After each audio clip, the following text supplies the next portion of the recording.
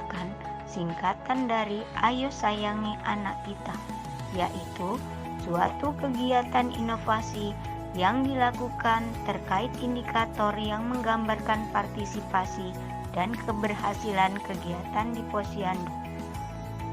Latar belakang terbentuknya inovasi asyik adalah rendahnya capaian balita yang datang ke Posyandu dan ditimbang berat badannya atau disebut dengan D/S, serta rendahnya capaian balita yang ditimbang dan naik berat badannya atau N/D, juga rendahnya capaian bayi yang mendapat ASI eksklusif di Puskesmas Rawat Inap Satelit tahun 2019. Berawal dari permasalahan yang ada, maka melalui pertemuan lintas program dan lintas sektor, muncullah ide-ide dan masukan untuk membentuk inovasi asyik yang bertujuan meningkatkan capaian D/S, N/D, dan ASI eksklusif sebagai upaya pencegahan stunting. Adapun kegiatan yang dilakukan pada inovasi asyik meliputi setiap kader Posyandu bertanggung jawab terhadap hasil pengukuran dan penimbangan 10 sampai dengan 25 balita. Memberikan pelatihan pada kader Posyandu mengenai pengukuran panjang badan dan pemberian makanan bayi dan anak (PMBA).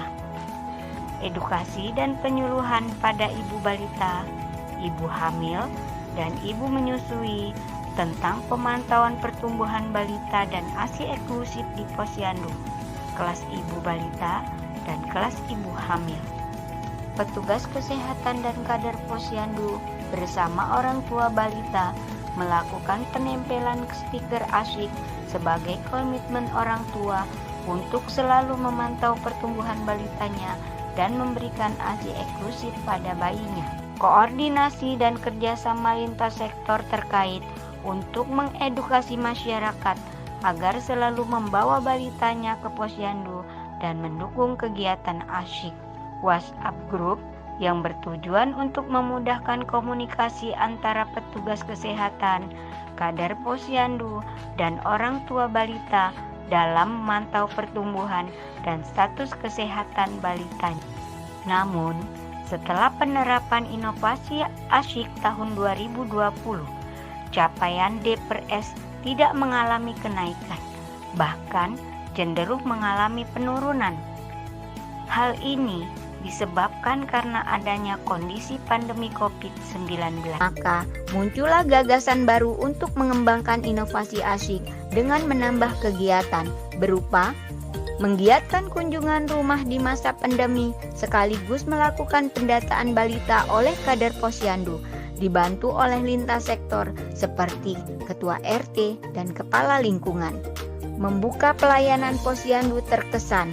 Posyandu terapkan protokol kesehatan dengan tujuan tetap melakukan pemantauan pertumbuhan terhadap bayi dan balita di masa pandemi dengan pelaksanaan protokol kesehatan yang ketat. Bekerja sama dengan bidan praktek mandiri, praktek dokter, serta rumah sakit dalam pendataan bayi dan balita yang ditimbang. Sedangkan kegiatan yang dikembangkan untuk meningkatkan capaian N/D berupa memberikan tanggung jawab kepada ketua RT atau kepala lingkungan beserta kader Posyandu untuk mengawasi pemberian makanan oleh ibu yang mempunyai balita dengan masalah gizi. Kunjungan rumah terintegrasi tim puskesmas yang terdiri dari dokter, petugas gizi, bidan dan promkes untuk memantau pertumbuhan dan perkembangan balita yang mengalami masalah gizi. Dengan adanya pengembangan inovasi asyik tersebut diharapkan dapat meningkatkan capaian D/S dan N/D sehingga tujuan program prioritas nasional di bidang kesehatan dalam upaya pencegahan balita stunting serta balita bermasalah gizi dapat terwujud.